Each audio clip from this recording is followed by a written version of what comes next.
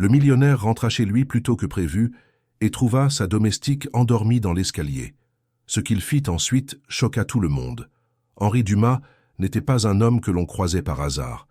À 53 ans, il était l'un des noms les plus influents du secteur viticole en France, à la tête de plusieurs domaines répartis entre Bordeaux, la vallée du Rhône et une parcelle exclusive en Bourgogne qui faisait la fierté des connaisseurs. Pourtant, malgré son statut de figure publique dans l'univers des grands crus, Henri évitait les projecteurs. Il détestait les interviews, fuyait les dîners de gala et se dérobait systématiquement aux photographes, préférant l'ombre des caves à la lumière des flashs.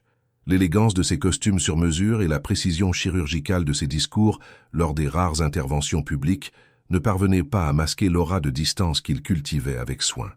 Depuis la mort brutale de son épouse, survenue dans un accident de voiture 7 ans auparavant, Henri avait trouvé refuge dans une routine rigide et dénuée de chaleur humaine. Chaque journée commençait à 6h30 du matin, sans exception. Il buvait un café noir sans sucre, lisait brièvement la presse économique, puis s'enfermait dans son bureau aux murs couverts de plans de production, d'analyses de marché et de photos anciennes de vignes, comme si la mémoire du sol pouvait suffire à combler le vide laissé par l'absence. Il déjeunait seul, ne répondait jamais personnellement à ses courriels, ne participait à aucune célébration d'entreprise et n'autorisait dans son espace privé que 2 personnes, son chauffeur, Lucien, un ancien militaire reconverti, et Camille, une jeune femme embauchée comme gouvernante 2 ans plus tôt. Camille était discrète. À peine plus de 25 ans, fine, cheveux châtains attachés en chignon, elle portait toujours les mêmes tenues sobres, achetées en double pour gagner du temps. Elle n'élevait jamais la voix, n'interrompait pas les conversations et ne restait jamais dans une pièce plus longtemps que nécessaire. Chaque tâche accomplie, du repassage des chemises à la préparation du bouillon qu'Henri buvait le soir, était exécutée avec une précision presque militaire. Elle ne posait pas de questions, ne demandait rien. Si Henri avait remarqué un jour la fatigue dans ses yeux, il n'en laissait rien paraître. Le château où Henri vivait seul, à une vingtaine de kilomètres de Bordeaux, était une bâtisse du XVIIIe siècle, restaurée avec goût, mais figée dans un silence presque sacré. Les longs couloirs tapissés de portraits anciens, les escaliers en colimaçon et les bibliothèques aux boiseries sombres contribuaient à cette atmosphère de musée habité. Il n'y avait jamais de musique, pas de télévision, et le seul son régulier provenait de l'horloge ancienne du salon, qui égrenait les heures avec une lenteur solennelle. Henri ne parlait à personne de sa solitude. À ses collaborateurs, il se montrait intransigeant, efficace, rarement courtois. Il attendait d'eux une rigueur absolue, une fidélité sans faille et une performance constante. En retour, il payait généreusement, mais n'offrait ni remerciement ni encouragement.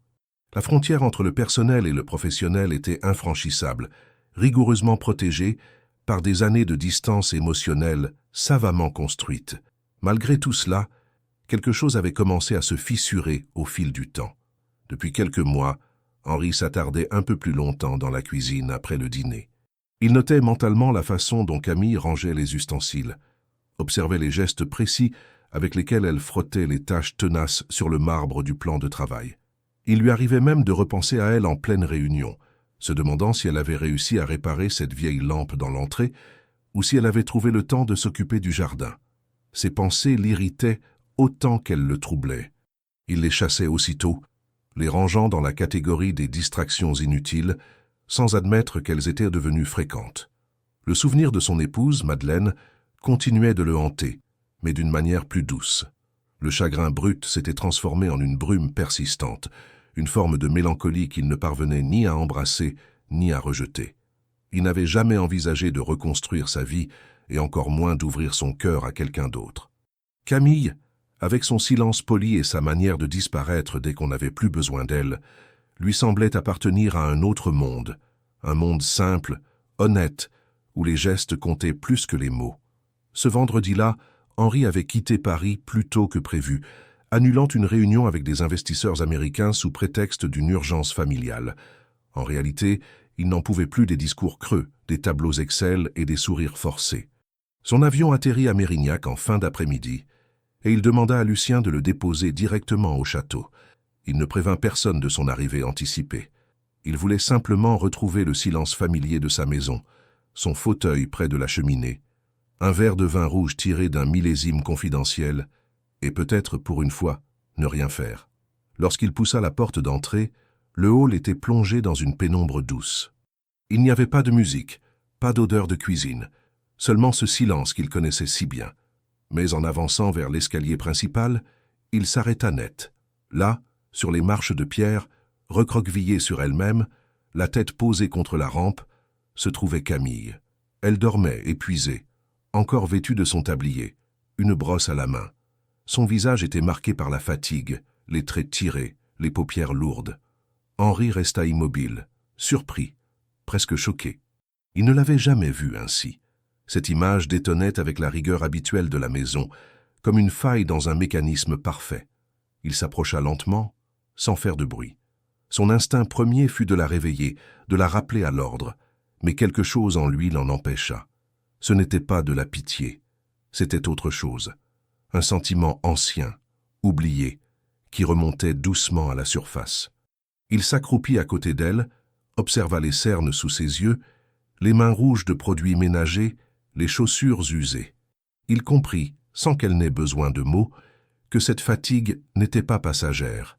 Elle était profonde, enracinée, silencieusement accumulée depuis longtemps. Henri resta ainsi quelques secondes, le souffle court. Puis, dans un geste qui ne lui ressemblait pas, il glissa un bras sous ses épaules, l'autre sous ses jambes, et la souleva doucement. Camille ne se réveilla pas. Elle était si légère qu'il eut l'impression de porter un oiseau blessé. Il gravit les marches lentement, prit le couloir de droite et ouvrit la porte de sa propre chambre. Il n'avait laissé personne y entrer depuis des années. Mais ce soir-là, il fit une exception. Il déposa Camille sur le lit, rabattit les couvertures sur elle et resta un instant à la regarder dormir, le cœur plus lourd qu'il ne voulait l'admettre. Puis, sans un mot, il sortit de la pièce et referma la porte derrière lui.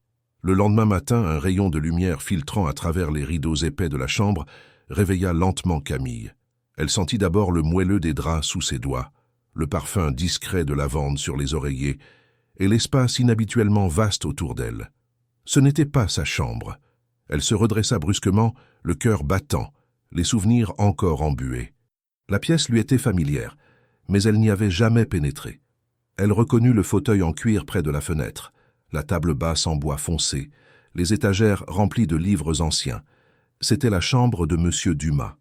Elle se leva précipitamment, cherchant ses chaussures qu'elle trouva à peine à côté du lit, posées avec soin. Son tablier avait été retiré et plié sur une chaise, et une couverture plus légère avait été ajoutée sur elle durant la nuit. Camille porta une main à sa bouche, confuse, honteuse. Elle se souvenait vaguement de s'être sentie épuisée la veille, mais elle n'avait jamais eu l'intention de s'endormir. La dernière chose dont elle se rappelait clairement était le va-et-vient répétitif de la brosse sur la rampe d'escalier, puis le noir complet. Elle n'avait pas entendu M. Dumas rentrer. Elle se demanda s'il l'avait vu ainsi. Le simple fait d'imaginer cette possibilité lui donna envie de disparaître. En sortant de la chambre à pas de loup, elle descendit silencieusement les escaliers, ses pensées se bousculant dans un mélange d'anxiété et de confusion. Elle devait reprendre le travail comme si de rien n'était, faire oublier cet écart involontaire, prouver qu'elle restait digne de confiance malgré cet instant de faiblesse. Mais en arrivant à la cuisine, elle fut accueillie par une vision encore plus déroutante. Henri était là, déjà habillé, debout près du comptoir, une tasse de café à la main.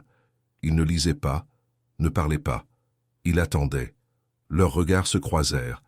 Camille baissa aussitôt les yeux, cherchant les mots pour s'excuser, mais il la devança d'une voix calme, presque douce. « Vous étiez épuisée. Ce n'est pas une faute, Camille. » Elle voulut répondre, balbutier quelque chose de poli, se justifier peut-être, mais aucun mot ne franchit ses lèvres. Il poursuivit, sans la quitter du regard. « Ce château est grand. Il y avait assez de place ailleurs, mais c'était le seul lit prêt.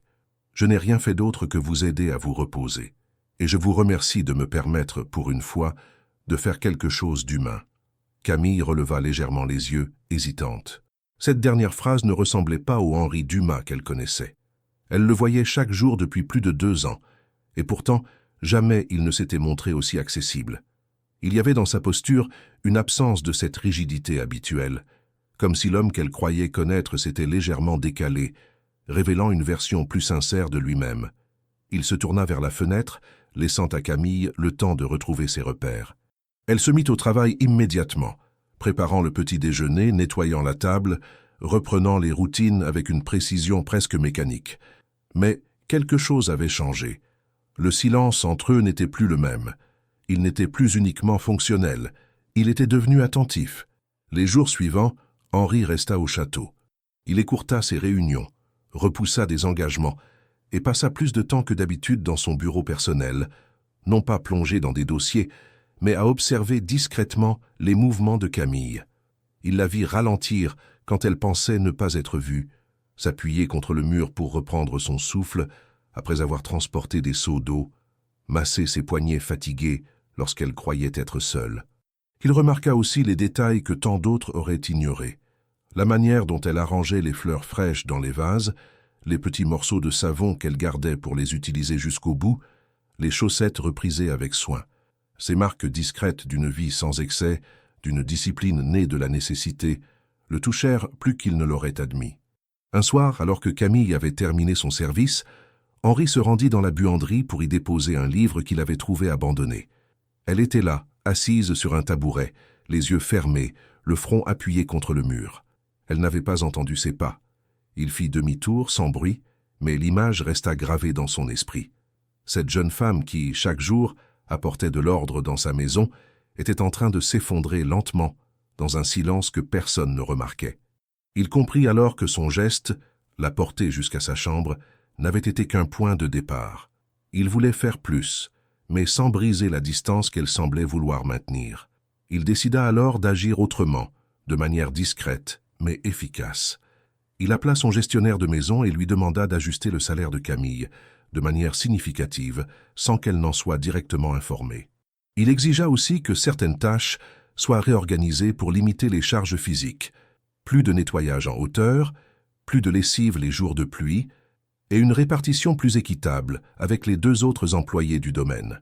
Il insista pour que cela soit fait naturellement, sans éveiller les soupçons. Camille, au début, ne comprit pas. Elle trouva étrange que le linge soit déjà plié lorsqu'elle arrivait, que la salle de bain soit nettoyée sans qu'elle ait eu le temps d'y aller. Elle s'en ouvrit à la chef de cuisine, qui haussa les épaules en disant simplement que Monsieur avait revu l'organisation. Elle n'insista pas, mais elle observait. Elle comprit que quelque chose était en train de se déplacer dans la dynamique invisible de la maison.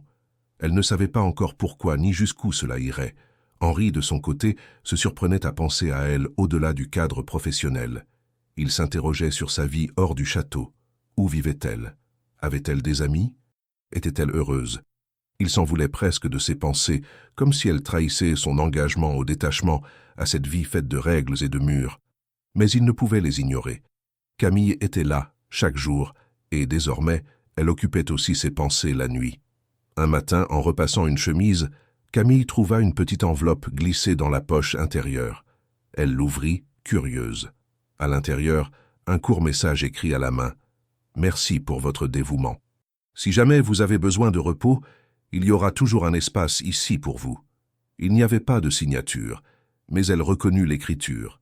Elle plia le papier avec soin, le rangea dans son sac et reprit son travail sans un mot. Pour la première fois depuis longtemps, elle sentit que quelqu'un la voyait vraiment. Et cela changeait tout. Pendant plusieurs jours après l'incident de l'escalier, Henri ne fit aucune allusion à ce qui s'était passé. Il continua à suivre sa routine rigide, mais avec une attention nouvelle portée à tout ce qui concernait Camille. Chaque mouvement d'elle, chaque silence, chaque soupir qu'elle croyait étouffé dans le travail domestique était désormais perçu par lui avec une clarté insoupçonnée. Il observait discrètement sans se faire remarquer, et plus il la regardait évoluer dans la maison, plus il se rendait compte à quel point il avait été aveugle. Il avait cru pendant des années que la rigueur suffisait à maintenir un monde en ordre. Il pensait que tant que les horaires étaient respectés, les tâches accomplies, les silences gardés, tout allait bien. Mais ce qu'il voyait maintenant, dans les mains abîmées de Camille, dans ses gestes ralentis, dans ses chaussures déformées par l'usure, c'était une fatigue plus profonde que le simple épuisement d'un corps. C'était une lassitude enracinée dans le quotidien, invisible pour ceux qui n'avaient jamais eu à se battre pour vivre dignement. Henri se surprit à chercher des prétextes pour rester plus longtemps dans les espaces communs de la maison. Lui, qui d'ordinaire fuyait les interactions inutiles, se mettait à traîner près de la cuisine sous couvert de lire un dossier ou à passer dans le jardin quand Camille étendait le linge. Il ne disait rien, mais ses regards devenaient plus fréquents. Il notait tout, la manière dont elle dissimulait une toux persistante derrière un torchon, la discrétion avec laquelle elle évitait les pièces chauffées pour économiser l'électricité, la minceur de ses repas qu'elle préparait sans jamais goûter. Il se mit à douter. Combien de temps cela durait-il? Depuis combien de semaines, de mois, vivait-elle dans cet état de tension silencieuse? Il décida d'agir, sans alerter Camille. Il appela discrètement son gestionnaire pour demander un relevé administratif la concernant. Ce qu'il découvrit le laissa immobile plusieurs secondes. Camille, en plus de ses heures au château, travaillait tous les soirs dans un restaurant de Bordeaux, souvent jusqu'à minuit, pour ensuite prendre le premier train de retour le lendemain matin. Cela signifiait qu'elle dormait à peine 4 ou 5 heures par nuit. Aucun être humain ne pouvait tenir ce rythme indéfiniment. Henri sentit une gêne monter en lui, pas de la pitié, mais un mélange de culpabilité et d'indignation. Comment avait-il pu ignorer cela aussi longtemps? Pourquoi personne ne l'avait prévenu? Il décida de chercher davantage. Grâce à un contact dans l'administration locale, il obtint des informations sur la famille de Camille. Il apprit qu'elle vivait seule avec son jeune frère, Étienne, âgé de 14 ans, qu'elle élevait depuis la mort brutale de leurs parents dans un incendie domestique survenu 3 ans plus tôt. Aucun autre membre de la famille n'était en mesure de les aider. Depuis, Camille assumait tout, logement, alimentation, études, santé. Elle avait interrompu ses propres études pour se consacrer au travail, acceptant les emplois les plus éprouvants pour subvenir aux besoins de son frère. Henri resta longtemps assis à son bureau, la feuille d'information devant lui, incapable de détourner le regard de ces lignes froides qui racontaient pourtant une histoire profondément humaine. Ce qu'il avait pris pour une simple fatigue s'avérait être le poids écrasant d'une vie de responsabilité trop grande pour ses épaules. Il revit alors l'image de Camille endormie sur les marches du château, et cette vision prit une signification bien plus douloureuse. Ce n'était pas une faiblesse momentanée, mais le signe d'une lutte quotidienne pour tenir debout dans un monde indifférent. Cette jeune femme qui, chaque jour, entretenait son foyer avec une dignité silencieuse, vivait en réalité à la lisière de l'effondrement. Henri ne savait pas comment réagir. Il n'avait jamais été doué pour les relations humaines, encore moins pour les émotions. Depuis la mort de Madeleine, il avait refermé toutes les portes de son cœur. Il s'était convaincu que le travail, les chiffres, les objectifs atteints suffisaient à remplir une vie. Mais face à la réalité de Camille, cette conviction vacillait. Il se surprit à vouloir la protéger, non pas avec condescendance, mais avec reconnaissance. Car dans un monde de superficialité et de faux semblants, elle incarnait une vérité brute, un courage sans mise en scène. Il pensa d'abord à lui parler, à lui proposer un soutien direct, une aide financière, ou même une réorganisation de son emploi du temps. Mais il connaissait déjà sa réponse. Camille était fière, résolue, farouchement indépendante.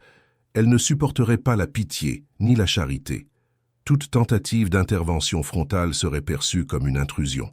Il fallait agir autrement, en silence, avec la même discrétion qu'elle déployait chaque jour dans son service. Henri contacta alors discrètement le directeur du collège, où Étienne était inscrit. Il demanda un entretien sous couvert d'un intérêt philanthropique. Il offrit de prendre en charge les frais scolaires du jeune garçon, d'organiser un soutien personnalisé, de financer les fournitures, les activités parascolaires. Il exigea que tout soit fait de manière anonyme, sans que Camille puisse remonter jusqu'à lui. Il engagea également un service de transport scolaire privé pour alléger les trajets du garçon. Ce n'était pas grand-chose, mais c'était un début. Parallèlement, il fit venir un médecin au château, sous prétexte d'un bilan de santé de routine pour l'ensemble du personnel. Il insista pour que chacun passe la visite médicale, y compris Camille. Elle tenta d'esquiver, arguant qu'elle allait bien, mais Henri, cette fois, se montra ferme, sans être autoritaire. Il la regarda droit dans les yeux et dit simplement « C'est pour moi, pas pour vous, pour ma tranquillité ». Elle céda, sans répliquer, visiblement surprise par son insistance. Le rapport du médecin confirma ses craintes. Camille présentait des signes de carence sévères, un début d'anémie et une tension trop basse. Rien d'irréversible, mais nécessitant un repos immédiat, une alimentation équilibrée et un suivi médical régulier. Henri fit livrer discrètement des compléments alimentaires et modifia les menus de la cuisine pour intégrer des plats plus riches en fer et en protéines. Il donna consigne à la cuisinière d'insister pour que Camille prenne des pauses repas complètes, même si elle protestait. Ce qu'il ne savait pas encore, c'est que ces gestes, bien qu'anodins à première vue, commençaient à être perçus par Camille. Elle sentait que quelque chose changeait. Elle n'en parlait pas, mais elle observait. Elle notait la présence régulière de fruits frais sur son plan de travail, les horaires de travail plus souples, l'ambiance moins pesante dans la maison. Et surtout, elle sentait le regard d'Henri sur elle. Non plus le regard distant d'un employeur, mais celui de quelqu'un qui, sans rien dire, avait commencé à s'intéresser sincèrement à elle.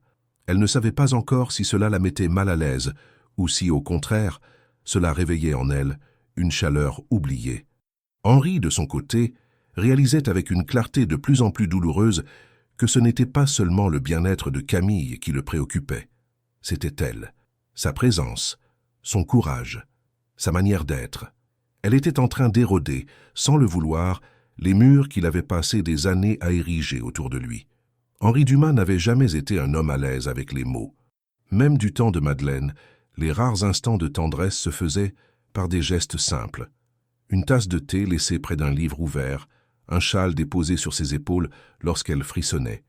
Il ne savait pas exprimer son inquiétude ou son affection autrement que par des actes silencieux. Et avec Camille, il se retrouvait face à cette même impuissance, aggravée par l'asymétrie de leur relation. Il ne voulait pas l'effrayer ni l'humilier en lui tendant une aide qu'elle n'avait jamais demandée. Pourtant, il sentait monter en lui le besoin de briser cette distance feutrée, de poser des mots sur ce qu'il pressentait, d'ouvrir un espace où Camille pourrait enfin respirer sans se méfier. Il tenta plusieurs fois de commencer une conversation. Un matin, alors qu'elle rangeait les tasses, il se posta près du comptoir, une main dans la poche, l'autre tenant une feuille vide qu'il feignait de lire. Il ouvrit la bouche, chercha une phrase d'ouverture. Quelque chose de simple, peut-être une question banale pour initier un échange plus profond. Mais Camille, concentrée sur sa tâche, sentit son regard et tourna la tête avec cette expression polie, attentive, mais distante.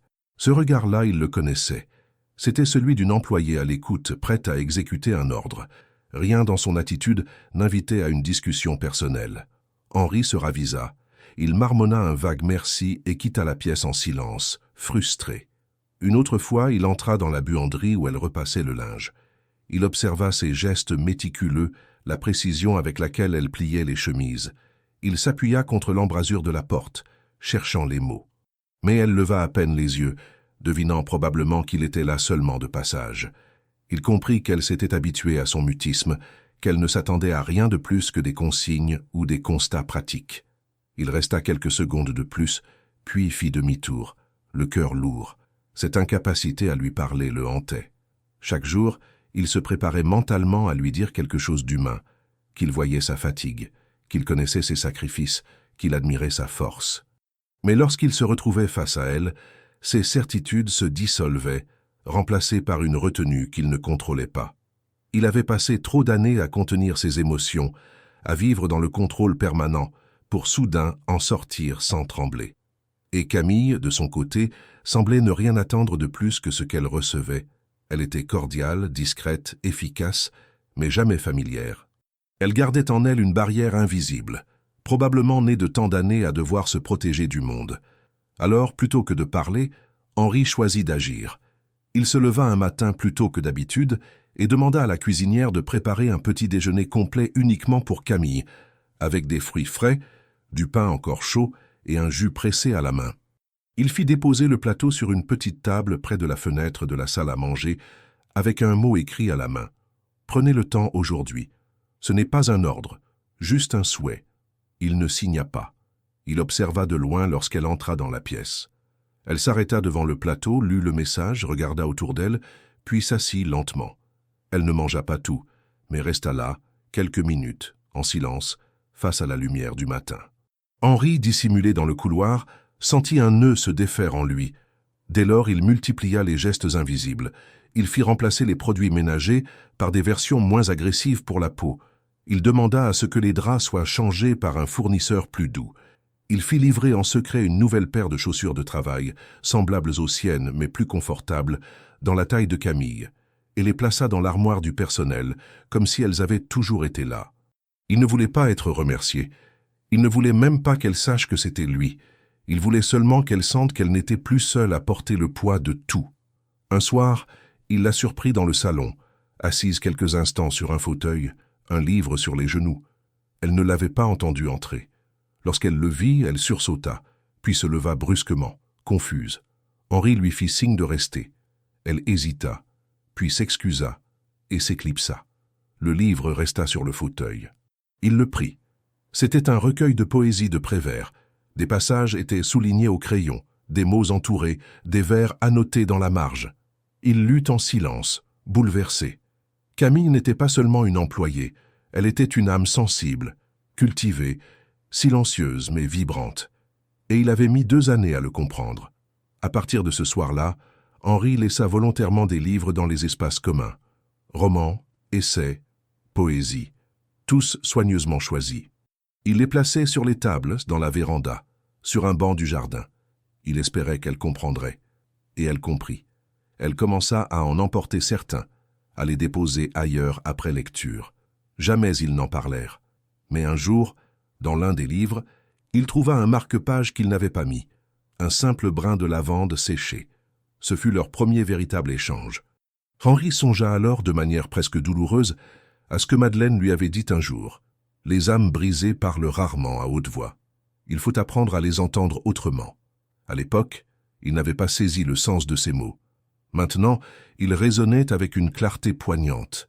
Camille ne lui parlerait peut-être jamais de ce qu'elle ressentait, de ce qu'elle vivait, de ses peurs ou de ses espoirs, mais elle laissait des traces. Des signes discrets, offerts comme des fragments d'elle-même à ceux qui savaient regarder. Une nuit, alors qu'il ne trouvait pas le sommeil, Henri descendit dans le salon et trouva Camille endormie dans un fauteuil, un plaid sur les jambes, un livre ouvert sur le ventre. La lumière de la lampe diffusait une chaleur douce. Il s'approcha hésitant, puis la couvrit avec plus de soin, éteignit la lumière et resta un moment à la regarder dormir. Il voulut lui dire tant de choses. Mais il savait qu'aucun mot ne serait assez juste, assez simple, assez respectueux du silence qu'elle cultivait. Alors il retourna dans sa chambre, le cœur lourd et calme à la fois, en se promettant que, même s'il ne parvenait jamais à lui parler, il continuerait à l'écouter.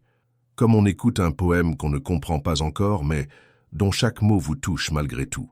Le soleil s'était levé timidement ce matin-là, projetant une lumière pâle à travers les rideaux épais de la chambre d'Henri. Il s'éveilla lentement, comme chaque jour, suivant un rituel précis. Il s'assit au bord du lit, enfila ses pantoufles en feutre gris, passa la main dans ses cheveux légèrement humides de sueur, puis se leva sans se presser, le corps encore alourdi par les pensées de la nuit. Il ne pensait pas à ses domaines, ni au stock, ni aux livraisons. Ce matin-là, sa première pensée fut pour Camille. Depuis quelques jours, un changement subtil s'était installé dans l'atmosphère du château. Il n'était pas question de transformation soudaine ou spectaculaire, mais plutôt d'une tension douce, à peine perceptible, comme une corde accordée différemment sur un instrument familier. Camille, fidèle à elle-même, poursuivait son travail avec une rigueur silencieuse, mais Henri sentait quelque chose de nouveau dans ses gestes. Moins de précipitation, moins de crispation, comme si une infime brèche avait été ouverte dans son quotidien serré. Il ne savait pas encore si cela était le fruit de ses attentions discrètes ou d'un simple relâchement passager. Mais il l'observait avec une acuité renouvelée.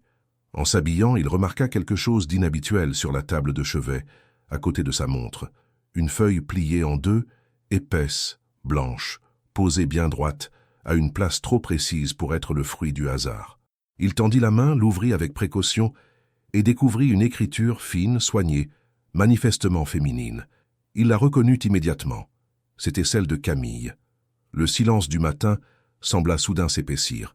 Il s'assit de nouveau sur le lit, tenant le billet entre ses doigts tremblants, et lut lentement. « Monsieur Dumas, je ne sais pas comment exprimer cela autrement que par écrit.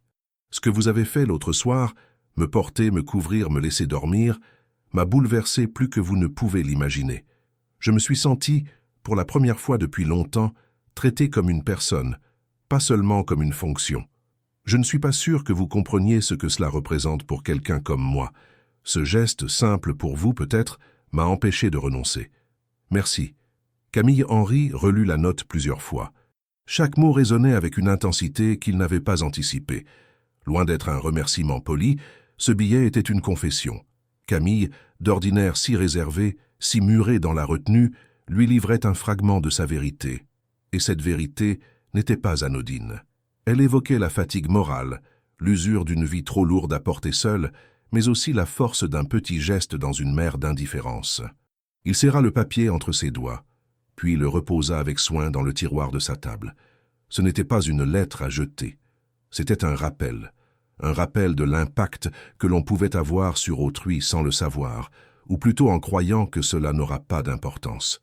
Pour Henry, cette note changea quelque chose de profond. Il se leva avec un sentiment d'urgence qu'il ne s'expliquait pas. Il descendit à la cuisine, mais Camille n'y était pas.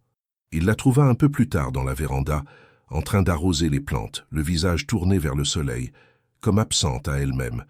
Il s'approcha, lentement, mais cette fois, il ne dit rien.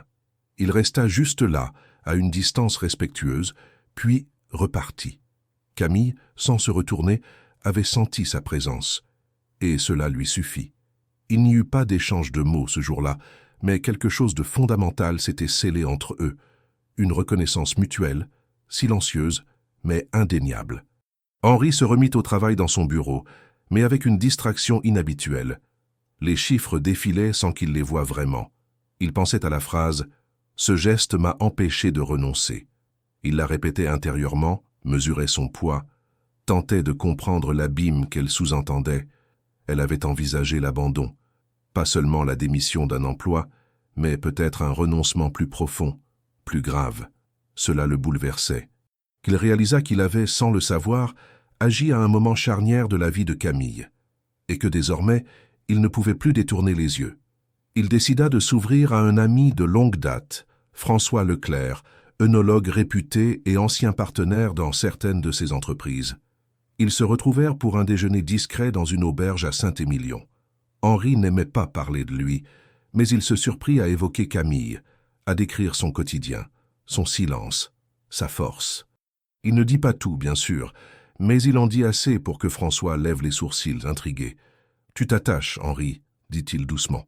Henry haussa les épaules, tenta de nier, mais son ton n'avait pas la fermeté habituelle. François poursuivit. « Elle est jeune, vulnérable. Tu es son employeur. Ce genre de situation peut devenir délicat. » Henry ressentit une irritation soudaine.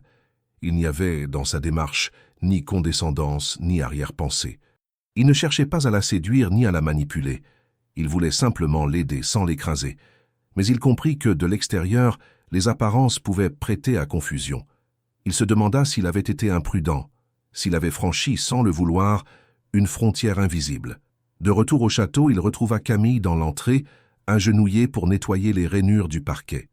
Lorsqu'elle le vit, elle se leva aussitôt, le salua avec ce mélange de distance et de respect qui le déstabilisait encore. Il faillit lui parler, évoquer le billet, lui dire combien cela l'avait touché. Mais les mots restèrent recoincés. Il se contenta de lui adresser un regard prolongé puis tourna les talons. Cette conversation qui n'eut jamais lieu, encore une fois, le hanta toute la nuit.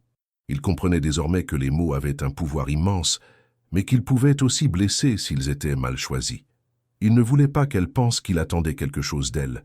Il ne voulait pas peser sur ses épaules déjà trop lourdes, mais il ne voulait pas non plus rester dans le silence.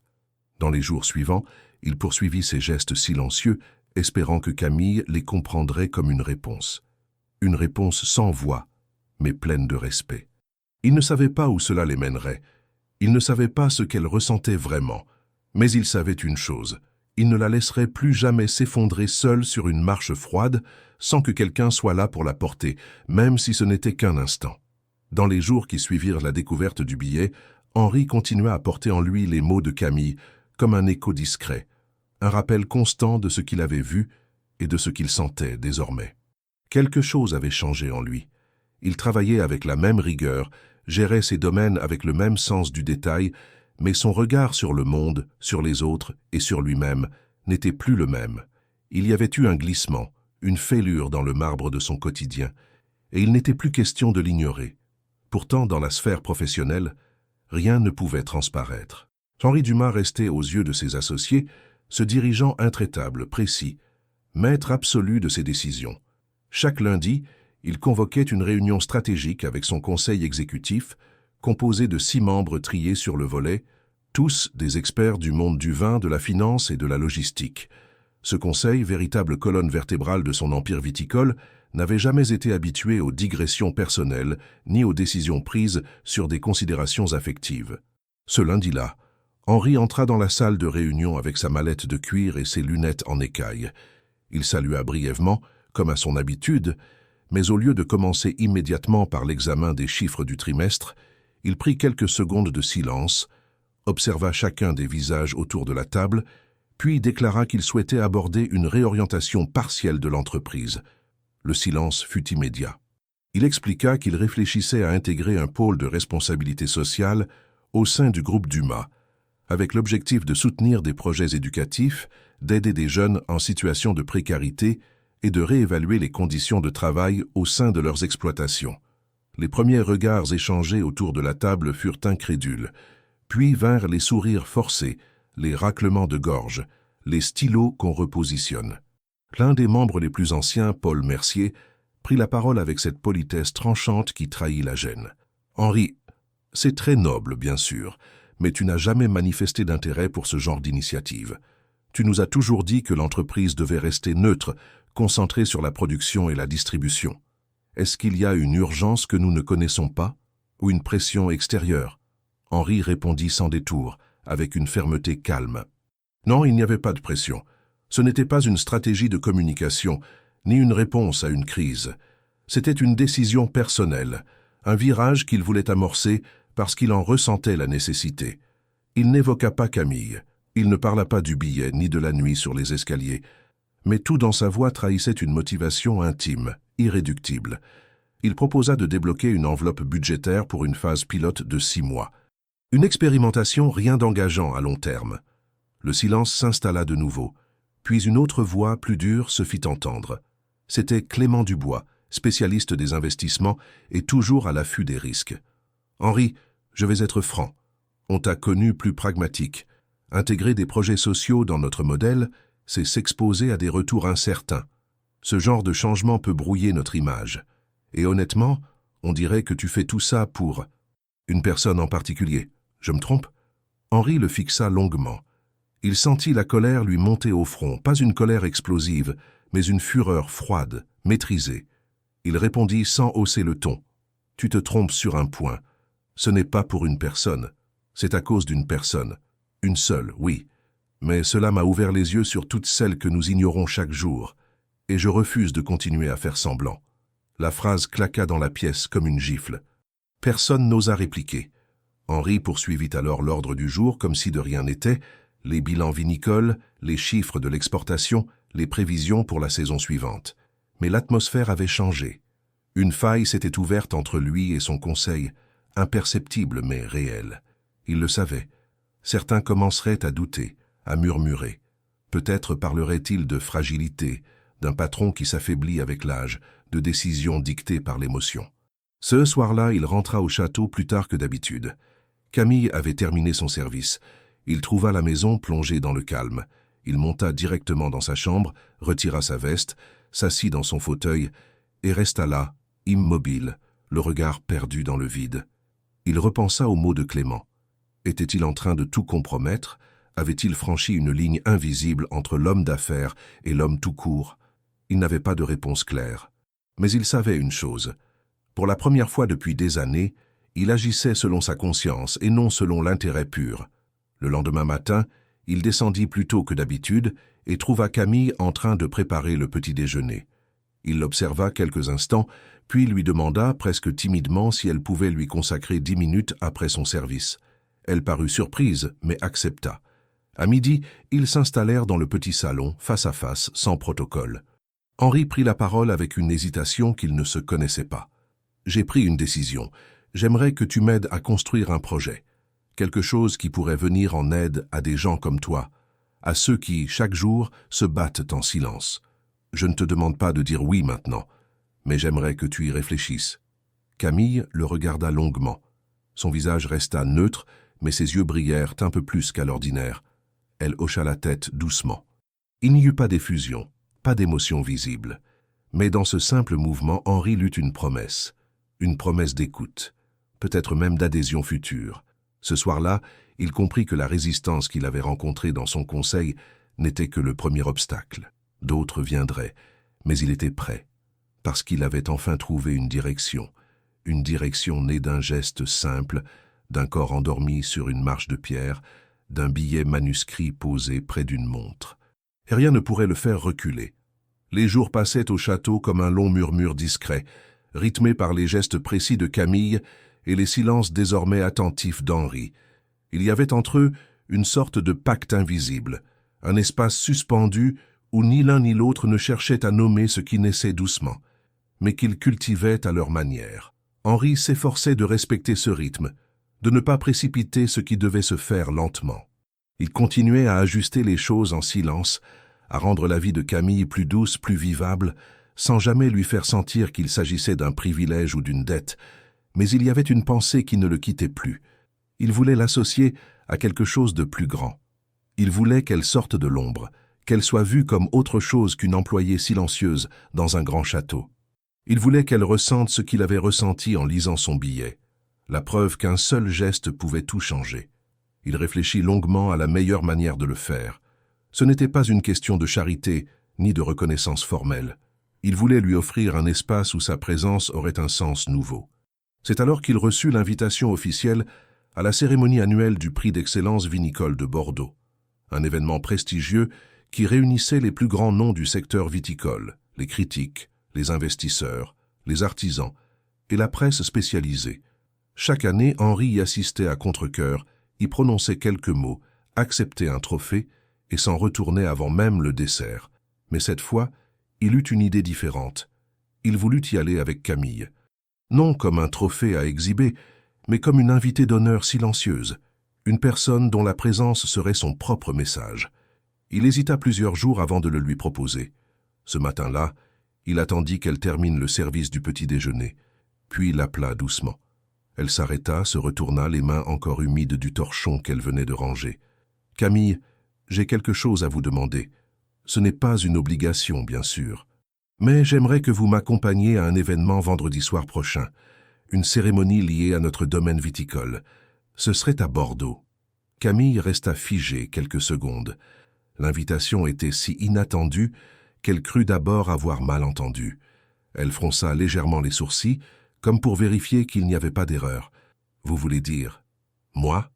Henri hocha la tête. « Oui, vous, pas comme employé, comme personne de confiance. Comme celle qui, sans le savoir, m'a aidé à voir les choses autrement. » Elle parut désorientée.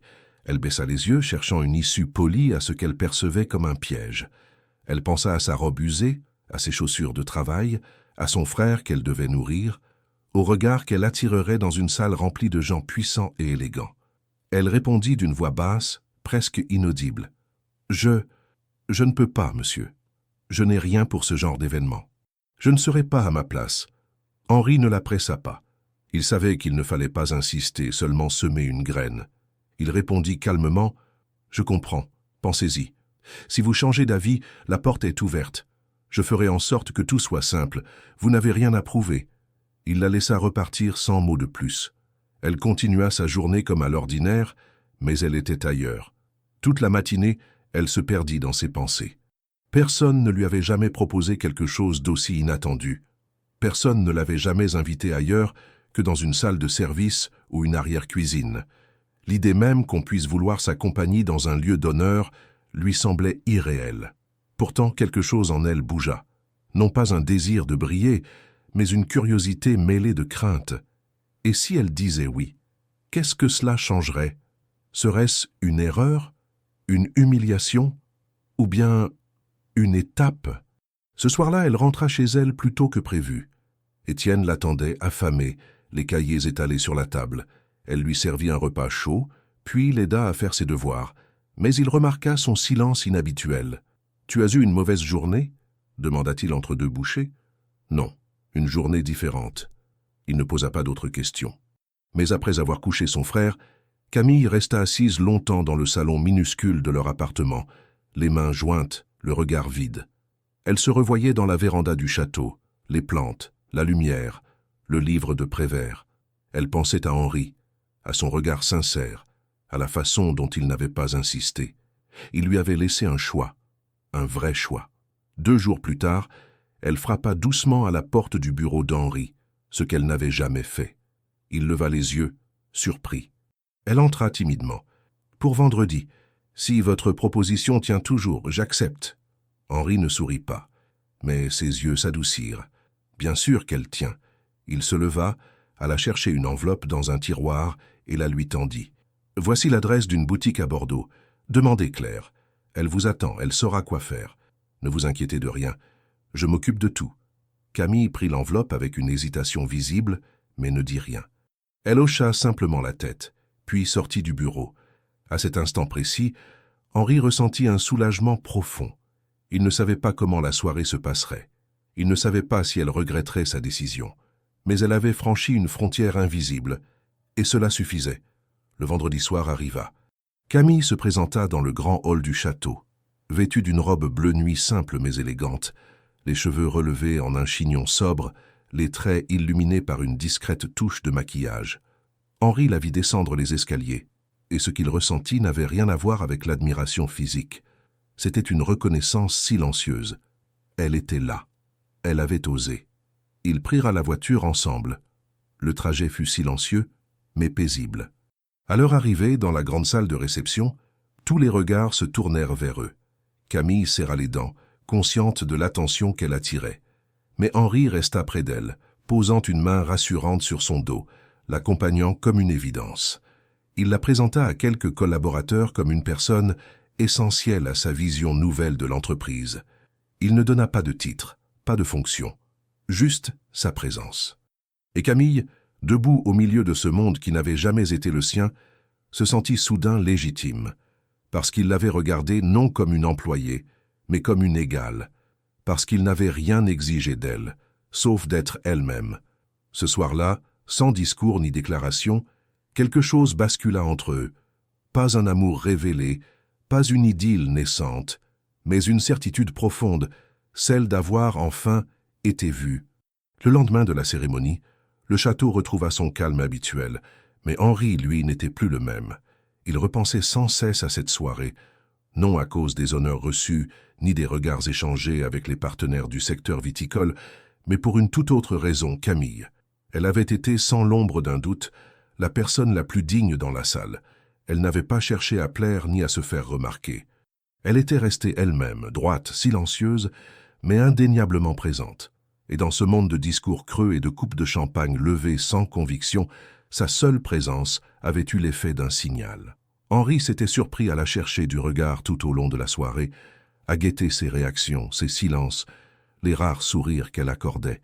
Et lorsqu'ils étaient rentrés ensemble dans la voiture, il s'était senti, pour la première fois depuis des années, profondément en paix. Ils n'avaient presque pas échangé de mots. Quelques phrases simples, polies, mais chaque silence entre eux était devenu plus dense, plus habité. Henri ne chercha pas à interpréter ce qu'il ressentait. Il n'était pas encore prêt à y mettre des mots. Mais une évidence grandissait en lui. Il tenait à elle, pas à sa fonction, pas à sa présence dans sa maison, mais à elle, Camille, dans tout ce qu'elle était et dans tout ce qu'elle taisait. Le lundi suivant, Henri décida de prolonger son séjour au château. Il mit entre parenthèses quelques déplacements prévus, délégua certaines tâches à ses associés et choisit de rester. Il avait envie d'être là, de vivre ce quotidien qui, jusque-là, lui avait toujours semblé si banal, mais qui depuis peu lui paraissait chargé de sens. Camille, de son côté, ne changea rien à ses habitudes. Elle reprit son poste avec la même rigueur, la même discrétion. Mais Henri sentit qu'elle n'était plus aussi distante. Il y avait désormais, dans ses gestes, une forme de fluidité, un relâchement subtil. Elle acceptait sa présence sans crispation. Elle ne cherchait plus à disparaître dès qu'il entrait dans une pièce. C'est alors qu'approcha la date d'un second événement, plus confidentiel, organisé par une fondation œnologique en lien avec un projet humanitaire auquel Henri avait récemment apporté son soutien. Il avait à cœur que Camille l'accompagne de nouveau, mais il ne voulait pas la mettre dans une position inconfortable. Avant même qu'il puisse évoquer le sujet, Camille avait laissé un mot sur la table de la cuisine, le matin après son service. Quelques lignes seulement, mais assez pour toucher Henri. Merci encore pour vendredi. J'ai compris beaucoup de choses ce soir-là, mais je préfère ne pas répéter l'expérience tout de suite. J'ai encore besoin de mon silence, je crois. Henri respecta cela. Il ne chercha pas à insister ni à convaincre. Il avait appris au fil des semaines que Camille ne réagissait ni aux pressions ni aux gestes démonstratifs. Elle avançait à son rythme, selon un mouvement intérieur qu'il lui fallait respecter. Mais au fond de lui, il ressentait une inquiétude sourde. Quelque chose dans son comportement depuis la cérémonie lui semblait moins stable. Il avait remarqué des moments d'absence, des gestes hésitants, des oublis mineurs, un torchon mal rangé, une porte mal fermée. Rien de grave, mais pour quelqu'un d'aussi rigoureuse que Camille, cela trahissait une fatigue grandissante. Il tenta de ne pas s'en alarmer. Peut-être n'était-ce que la pression des derniers jours, un contre-coup émotionnel. Le jeudi soir, veille de l'événement qu'il devait finalement affronter seul, Henri remarqua que Camille n'était pas rentrée au château à l'heure habituelle. Il consulta l'horloge à balancier du salon, puis son téléphone. Aucune nouvelle. Il attendit encore, puis tenta de l'appeler. Aucun signal. Il contacta la chef cuisinière qui confirma qu'elle ne l'avait pas vue de la journée. L'inquiétude monta, lente mais irrépressible. Il savait qu'elle travaillait encore, à mi-temps, dans un petit restaurant du centre de Bordeaux, malgré ses mises en garde, malgré son aide indirecte. Il n'avait jamais cherché à lui interdire quoi que ce soit, mais il avait espéré qu'elle finirait par renoncer à ce double fardeau. Il demanda à Lucien de préparer la voiture. Ils prirent la route en silence. Arrivé devant le petit restaurant, l'endroit était déjà fermé. Un rideau de fer baissé, les lumières éteintes. Henri descendit, alla frapper à la porte du voisin. Une vieille femme entr'ouvrit la fenêtre. « Vous cherchez la jeune Camille ? Elle a fait un malaise hier soir, pendant son service. Ils l'ont emmenée à l'hôpital Saint-André. » Henri resta figé. Un courant glacé lui traversa le corps. Sans attendre, il remonta dans la voiture, donna l'adresse de l'hôpital à Lucien et s'enfonça dans son siège sans un mot. Le trajet lui parut interminable. Dans sa tête défilaient toutes les images de Camille de ces dernières semaines. Ses mains tremblantes, ses paupières lourdes, ses gestes ralentis. Il aurait dû voir. Il avait vu en vérité, mais il avait espéré que ça passerait. Il avait cru que ses attentions suffiraient. Il avait sous-estimé la profondeur de son épuisement.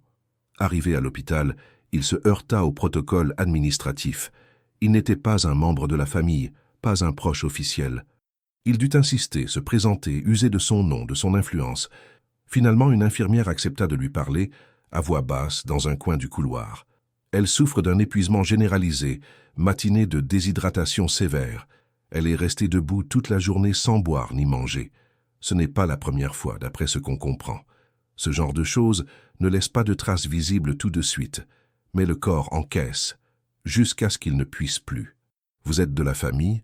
Henri hésita, puis répondit « Non, je suis un ami, quelqu'un qui aurait dû faire plus tôt ce qu'il est en train de faire maintenant. » L'infirmière lui indiqua la chambre. Il entra lentement. Camille dormait. Elle semblait plus petite, presque fragile, comme effacée dans le drap blanc de l'hôpital. Son visage était pâle, ses mains reposaient sur son ventre, immobile. Henri s'assit près du lit. Il resta là longtemps, sans parler, sans bouger. Il se sentit envahi par une émotion qu'il avait oubliée depuis la mort de Madeleine, la peur de perdre quelqu'un qui comptait. Lorsqu'elle ouvrit les yeux, quelques heures plus tard, il était toujours là. Elle voulut parler, s'excuser, mais il posa doucement un doigt sur ses lèvres. « Pas maintenant. Repose-toi. On parlera plus tard. » Elle ferma les yeux de nouveau. Henri resta là jusqu'au petit matin. Ce soir-là, il prit une décision. Il ne la laisserait plus affronter seule ces batailles invisibles. Plus jamais. La lumière blafarde de l'aube filtrait à travers les stores en plastique de la chambre d'hôpital. Henri n'avait pas bougé de sa chaise. Il était resté là, toute la nuit, les mains jointes, les yeux posés sur Camille, endormie. Autour d'eux, le monde avait continué à tourner. Les infirmières changèrent de poste, les chariots roulaient dans les couloirs, les sonnettes retentissaient dans les autres chambres. Mais lui, il s'était figé dans une immobilité intérieure, une forme de veille silencieuse, presque sacrée, comme s'il gardait un lieu fragile, suspendu entre deux souffles. Il ne reconnaissait plus sa propre manière d'être. Lui, l'homme de rigueur, de contrôle, celui qui avait toujours vécu en anticipant les risques, en planifiant les gestes, se retrouvait là, impuissant, bouleversé, confronté à quelque chose qu'aucune feuille de route, aucun bilan financier, aucun chiffre ne pouvait réparer. Voir Camille ainsi, vidée jusqu'à l'épuisement, avait ébranlé quelque chose de fondamental. Elle n'était plus seulement la jeune femme discrète qui rangeait sa maison avec soin. Elle était devenue une évidence, une nécessité, une présence qu'il ne voulait plus laisser dériver dans le silence. Camille ouvrit les yeux peu après 7 heures du matin. Elle mit quelques secondes à reconnaître l'endroit, puis tourna la tête et vit Henri. Elle voulut se redresser, mais il se leva aussitôt, posa une main légère sur son épaule. « Reste couché. Ce n'est pas une requête. C'est un ordre bienveillant. » Elle esquissa un sourire faible. Il y avait dans ses traits une fatigue ancienne, mais aussi une certaine paix, comme si son corps avait enfin lâché ce qu'il n'osait pas exprimer. « Je suis désolée, » murmura-t-elle. « Tu n'as rien à regretter, Camille. »« Si, je n'aurais pas dû me pousser autant. J'ai cru que je pouvais tout porter. » Elle fit une pause, puis, dans un souffle, elle ajouta « J'avais peur. Peur que si je m'arrêtais, tout s'effondre. » Henri ne répondit pas tout de suite. Il prit le temps de s'asseoir à nouveau face à elle, les coudes sur les genoux. « Tu n'es pas obligé de tout porter seul. Tu ne l'as jamais été. Mais tu t'es convaincu du contraire. Et moi, je t'ai laissé faire. » Il y eut un long silence entre eux, non pas pesant mais chargé. Camille détourna les yeux, regarda le plafond. « Après la mort de mes parents, tout est devenu flou. J'ai eu l'impression que plus rien n'était stable. Le frère de ma mère nous a pris chez lui quelques semaines, puis il a dit qu'il ne pouvait pas. Étienne était trop jeune, moi pas encore majeur. J'ai dû arrêter mes études, trouver n'importe quoi. Des ménages, de la plonge, du service, tout ce qui me permettait de payer le loyer, d'acheter à manger. J'ai appris à survivre. Mais je ne me suis jamais arrêté. Pas une seule fois. » Henri l'écoutait sans bouger. Ces mots qu'elle n'avait jamais dits, il les accueillait avec un respect muet. Elle continuait d'une voix toujours aussi basse, comme si elle vidait en elle un trop-plein de silence accumulé. « Quand je suis arrivé au château, j'ai cru que ce serait temporaire, juste le temps de souffler un peu. Mais vous étiez différent. Froid, distant, oui. Mais vous ne regardiez pas les gens avec pitié. Vous étiez juste, absent, et ça m'allait. Je n'avais pas besoin de compassion. J'avais besoin de calme, de structure. » Henri inclina la tête comme pour reconnaître la justesse de ses mots. Puis, pour la première fois, il parla de lui. « Quand Madeleine est morte, j'ai coupé tout ce qui dépassait. Je suis devenu une machine. Produire, gérer, anticiper. Rien d'autre. J'ai cru que ça me protégerait. Et j'ai fini par croire que l'émotion était un luxe, un danger. Mais tu as fissuré cette forteresse. Tu l'as fait sans rien dire, juste en étant là. » Camille tourna lentement la tête vers lui. « Je n'ai jamais voulu ça.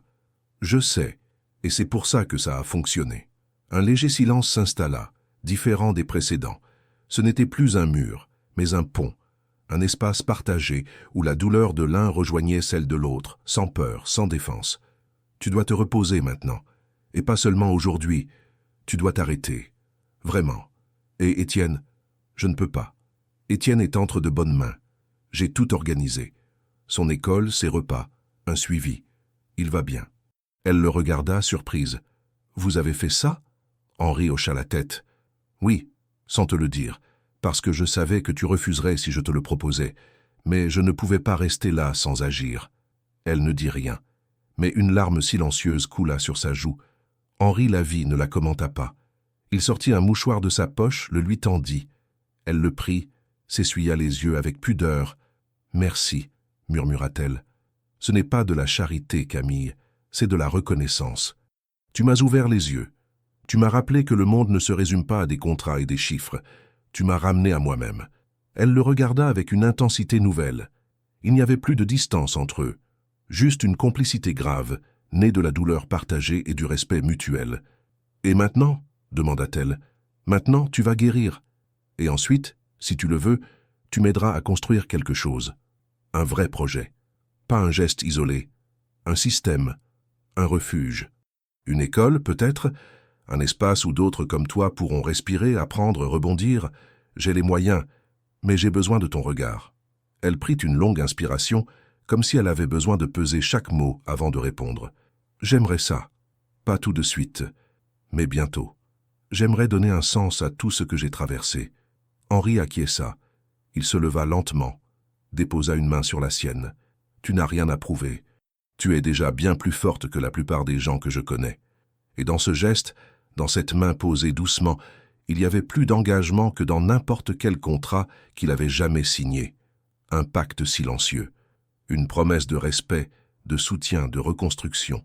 Ensemble, sans devoir renier ce qu'ils avaient été, mais en acceptant de devenir autre chose, peut-être meilleur, peut-être simplement plus vrai.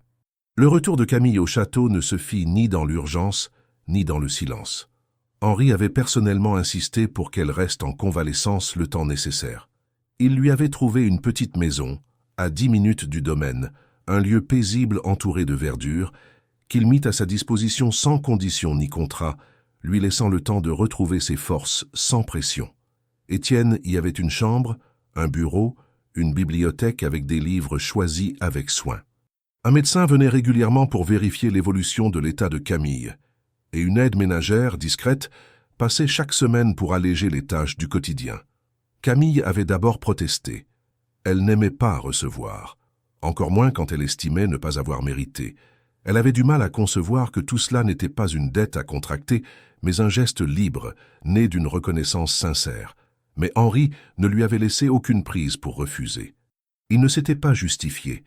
Il avait simplement dit que cela faisait partie du processus, qu'elle avait tenu bon trop longtemps seule et qu'il était temps pour elle de poser ce poids, ne serait-ce que quelques semaines. Pendant ce temps, Henri réorganisait méthodiquement son entreprise. Il mit sur pied un nouveau département chargé d'identifier des projets à fort impact social, à la fois dans la région et à travers les domaines dont il avait la gestion. Il embaucha des conseillers spécialisés dans l'insertion professionnelle, des éducateurs, des psychologues. Mais plus encore, il décida de repenser la structure même de ses exploitations. Il imposa un audit des conditions de travail, augmenta les salaires des ouvriers agricoles, fit installer des logements décents sur les domaines pour ceux qui n'avaient pas de résidence stable.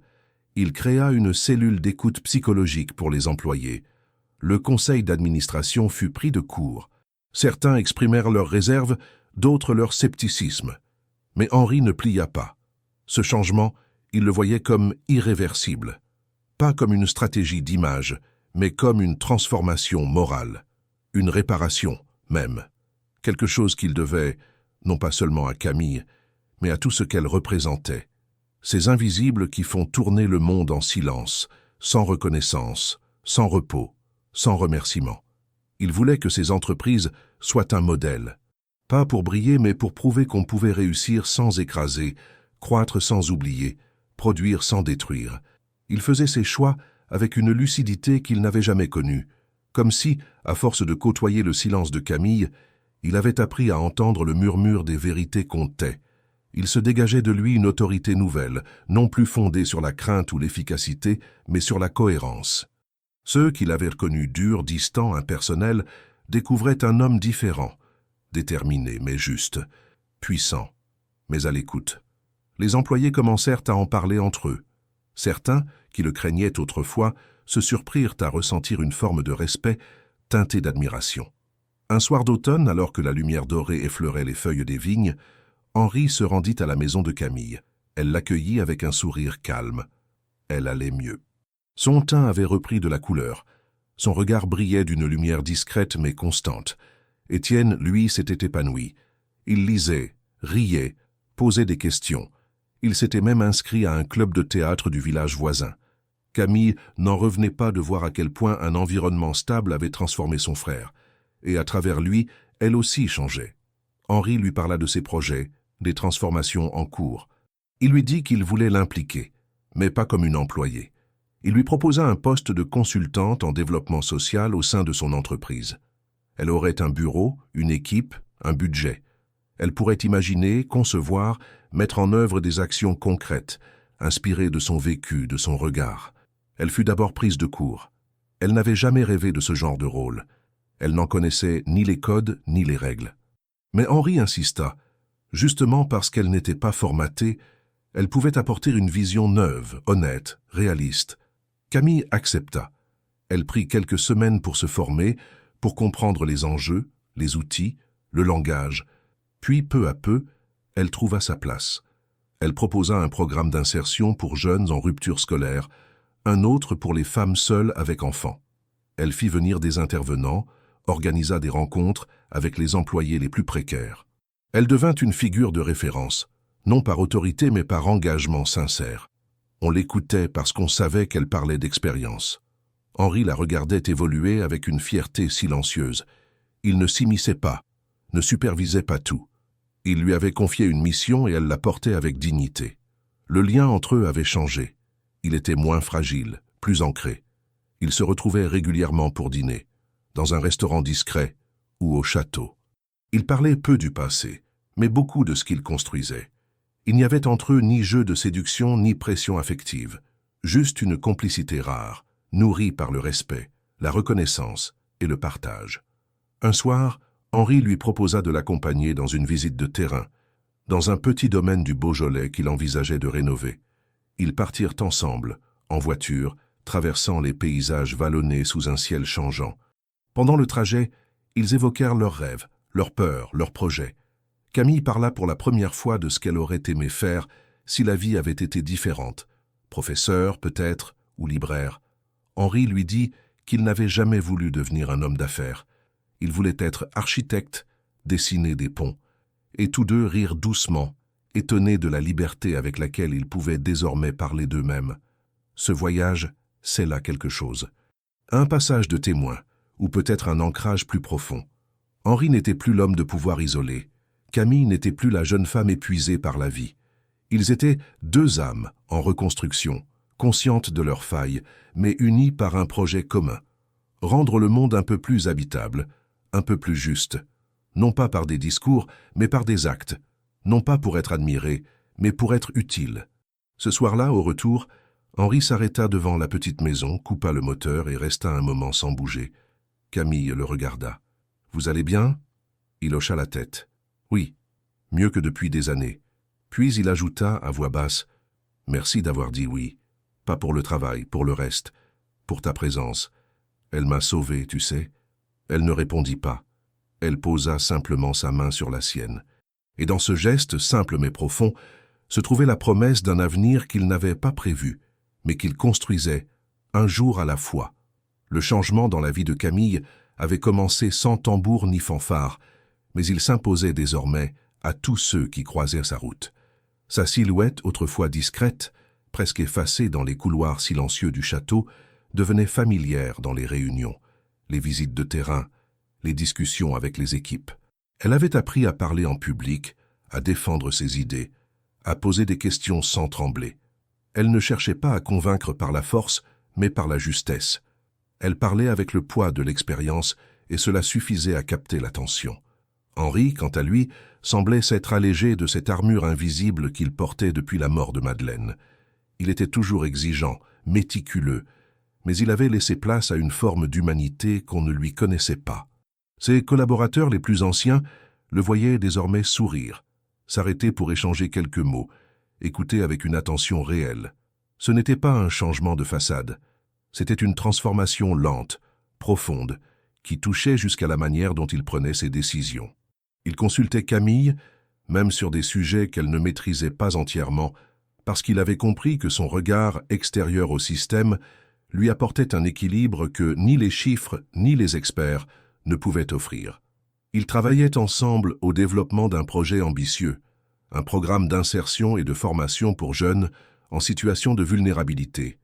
Le but était de créer une passerelle entre le monde de la viticulture et ceux qui en étaient exclus, non par manque de capacité, mais par absence d'opportunités.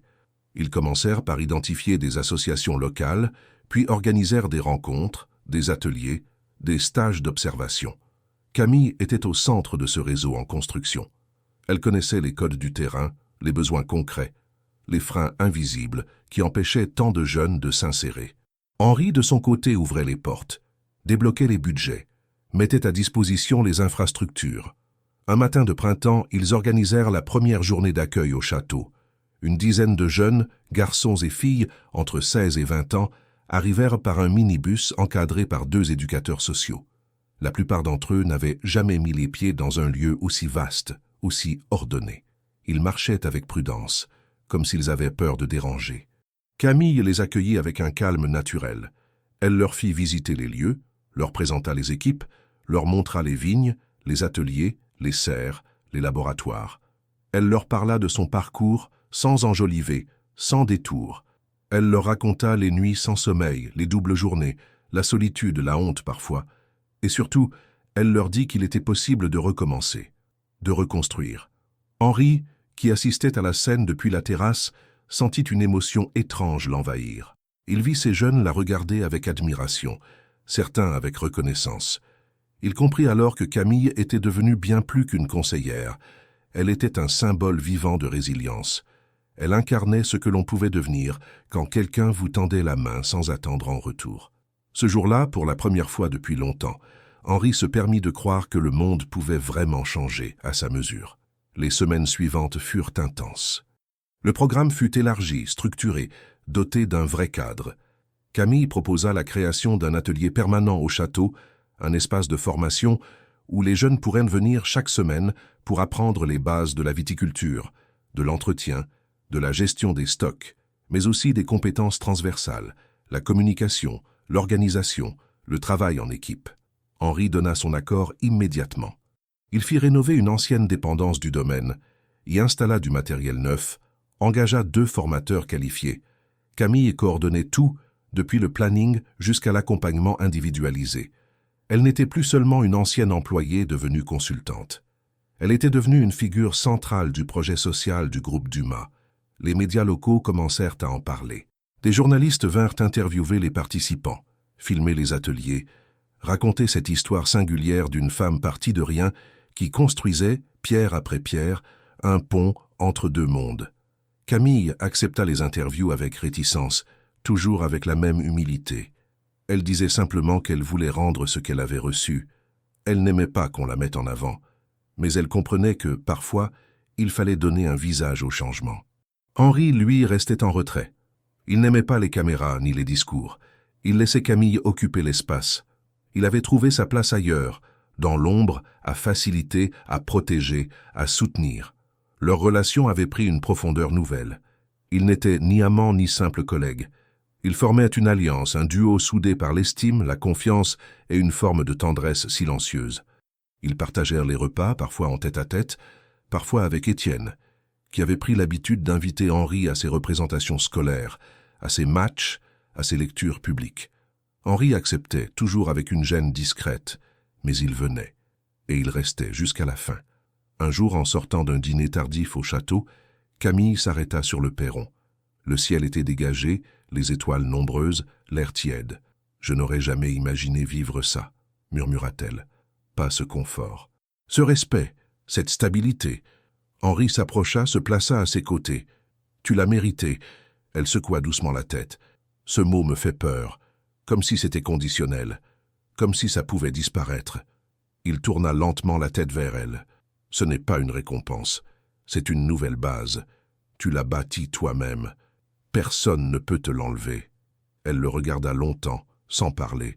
Puis elle dit « Merci de m'avoir laissé changer. » Henri répondit sans hésiter « Merci de m'avoir changé. » Et dans ce silence partagé face à la nuit, ils comprirent tous deux qu'ils étaient désormais liés par quelque chose que ni le temps, ni les circonstances, ni même la peur ne pouvaient altérer. Ce n'était pas une histoire d'amour au sens classique, c'était plus vaste, plus profond. C'était la rencontre de 2 existences cabossées qui, au lieu de se fuir, avaient choisi de se relever ensemble. La première chose que Camille remarqua, en revenant au château après quelques jours de repos, ce fut l'odeur du sol retourné. Cette terre que l'on avait travaillée, humidifiée, soignée avec précision. Elle la reconnut immédiatement, car elle faisait partie de son enfance, des souvenirs passés avec ses parents dans un jardin communautaire de banlieue. L'odeur de la terre fraîchement bêchée était pour elle une madeleine sensorielle, un parfum chargé d'innocence, de chaleur, de sécurité.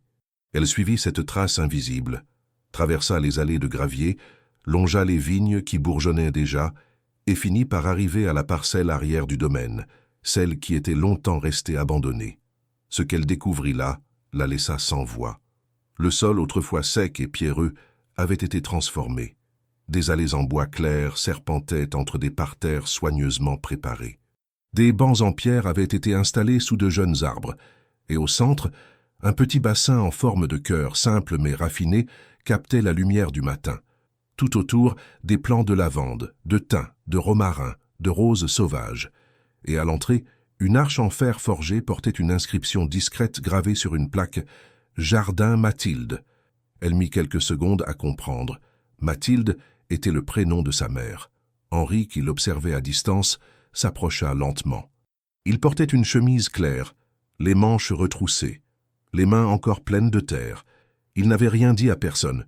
Il avait tenu à faire tout cela lui-même avec l'aide de 2 jardiniers qu'il connaissait depuis 20 ans.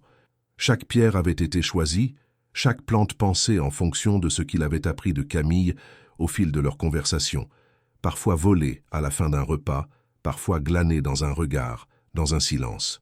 Il savait que pour elle, les jardins n'étaient pas seulement un espace esthétique, c'étaient des refuges, des lieux où les douleurs se déposent et où les mémoires s'ancrent.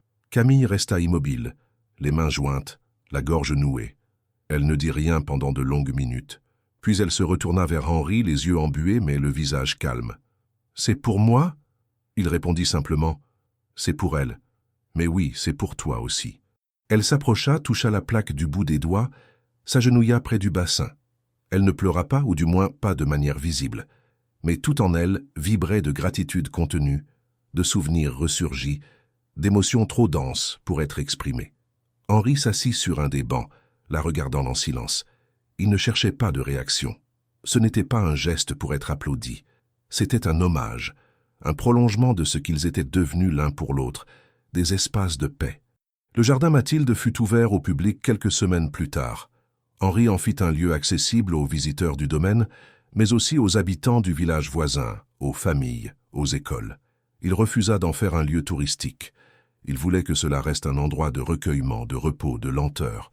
Camille organisa des ateliers de jardinage pour les jeunes du programme d'insertion. Elle y installa une table de lecture, où l'on pouvait déposer ou prendre un livre, et une boîte à lettres en bois pour écrire des mots qu'on ne pouvait pas toujours dire à voix haute. Un matin, elle trouva dans cette boîte un billet anonyme. « Merci pour ce lieu, je viens ici quand j'ai peur, ici je me sens exister. » Elle le lut plusieurs fois, puis le glissa dans son carnet personnel. Ce jardin devenait un miroir de ce qu'elle-même avait vécu. Une terre dure qu'on croyait stérile, et qui, avec soin, amour et patience, finissait par donner des fleurs. Henri venait souvent s'y promener, parfois seul, parfois avec Camille. Ils marchaient entre les allées, parlaient peu. Parfois, ils lisaient ensemble, assis à distance, chacun plongé dans son univers, mais relié par une présence constante. Il n'y avait plus d'efforts à faire, plus de rôle à jouer.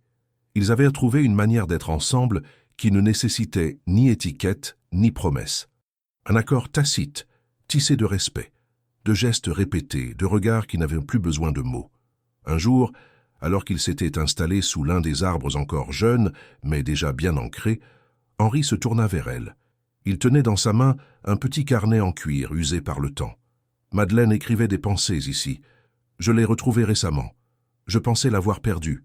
Il y avait une phrase que j'avais oubliée, mais que je veux te lire. » Il ouvrit à une page marquée, lut doucement. « Un jour, quelqu'un entrera sans frapper, et il ne s'installera pas dans ta vie comme un invité, mais comme une évidence. Il ne guérira rien, il ne changera rien. Il t'aidera juste à aimer ce qui est resté. » Camille ferma les yeux. Elle sentit une chaleur monter en elle. Ce n'était pas une déclaration, ce n'était pas une demande. C'était une offrande, la reconnaissance, profonde, d'un lien qui ne s'expliquait pas, mais qui se vivait. Elle tendit la main vers la sienne. Il la prit, et ils restèrent ainsi, longtemps, sans rien dire. Autour d'eux, le vent faisait bruisser les branches, les fleurs dansaient doucement, et le soleil, lentement, descendait sur le jardin qu'ils avaient fait naître. Rien n'était précipité, rien n'était figé, mais tout était à sa place. Pour la première fois, sans défense, sans attente, ils se sentaient pleinement vivants. Ensemble, il faisait doux ce matin-là. Une brume légère recouvrait les vignes du domaine, suspendue dans l'air comme un souffle qui hésitait à se dissiper. Henri s'était levé tôt, sans alarme ni obligation. Depuis quelques mois, il n'était plus tout à fait l'homme que les journaux économiques continuaient pourtant de présenter comme un titan discret du vin français. Il était encore à la tête de ses affaires, bien sûr, mais plus rien ne tournait uniquement autour de lui. Il avait appris à déléguer, à faire confiance, à se retirer lorsqu'il le fallait. Sa vie avait changé de centre de gravité. Ce qui lui importait maintenant ne se trouvait plus dans les chiffres des bilans, mais dans les silences partagés, les choses simples, les présences vraies. Camille dormait encore. Elle n'habitait pas officiellement avec lui, mais depuis plusieurs semaines, ses affaires restaient au château plus souvent qu'elle ne retournait à sa maison.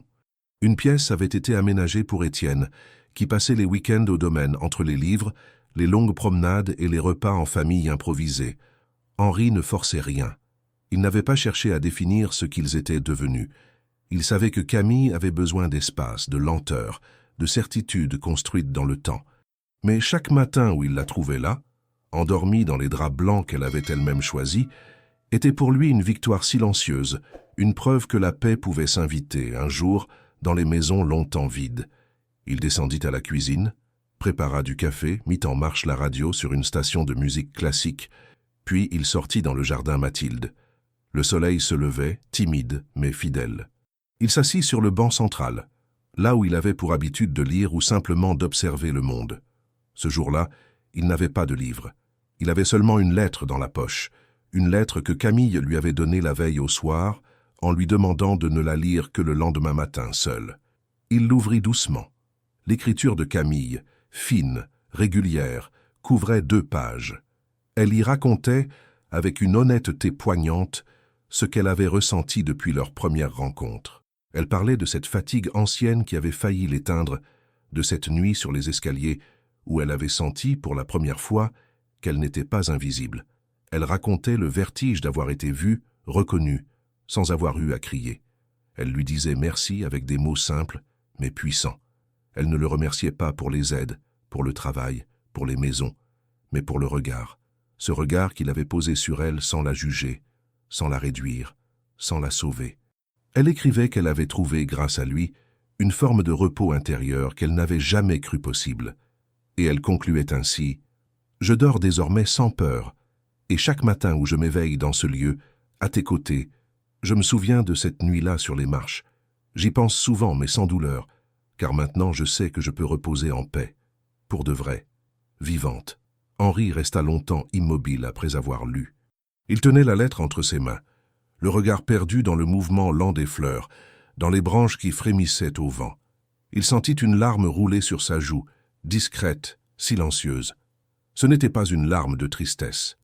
C'était celle de quelqu'un qui avait enfin compris le sens de tout ce qu'il avait traversé. Les années de solitude, la fermeture émotionnelle, la rigueur extrême, la douleur muette de la perte, tout cela l'avait mené ici, à ce banc, à cette lettre, à cette paix. Plus tard dans la matinée, Camille le rejoignit dans le jardin. Elle portait une robe simple, les cheveux encore humides, les pieds nus sur l'herbe. Elle s'assit à ses côtés, sans parler. Henri glissa doucement la lettre dans sa poche, lui prit la main. Elle comprit qu'il avait lu.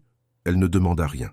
Ils restèrent ainsi, les doigts noués, les corps immobiles, le monde autour d'eux vibrant d'une vie paisible. Dans les semaines suivantes, leur quotidien s'installa avec une grâce tranquille. Camille continua de diriger les projets sociaux avec rigueur et inspiration. Le programme d'insertion fut récompensé par plusieurs institutions. Des jeunes trouvèrent un emploi, reprirent leurs études, commencèrent à croire en eux. Le jardin Mathilde devint un lieu de rendez-vous, de lecture partagée, de confidences déposées dans la boîte en bois. Henri, de son côté, entreprit d'écrire pour la première fois. Il ne savait pas encore si ce serait un livre, un témoignage ou une simple collection de souvenirs, mais il ressentait le besoin de laisser une trace, non pas de sa réussite, mais de sa transformation. Il écrivait souvent la nuit, dans son bureau, pendant que Camille dormait. Il la regardait parfois allongée dans le calme, le visage détendu, les mains ouvertes. Et il se souvenait de cette première fois où il l'avait vue dormir, recroquevillée sur les marches froides du château, si petite, si lourde de fatigue, si seule. Et maintenant, elle reposait dans sa chambre, dans un lit qu'elle avait choisi, dans une maison qu'elle avait aidé à remplir de lumière. Elle dormait sans crainte. Il la regardait, et à chaque fois, Une même pensée lui revenait. Elle est vivante, elle est en paix. Henri comprit alors que la richesse ne se mesurait pas aux domaines possédés, aux médailles reçues, aux pages des journaux. Elle se mesurait dans ces instants suspendus, dans la paix trouvée après le tumulte, dans la dignité rendue à ceux qu'on croyait perdus. Camille n'avait pas seulement changé sa vie, elle lui avait appris à ressentir de nouveau, à faire confiance, à aimer sans promesse, mais avec engagement. Un jour, en marchant dans le jardin, ils virent Étienne lire un poème à voix haute à un groupe de jeunes assis en cercle. Il parlait avec aisance, avec cœur, avec passion. Camille serra la main d'Henri. Il ne dit rien. Il savait ce que ce moment représentait. C'était la preuve que tout ce qu'ils avaient construit ensemble n'était pas vain.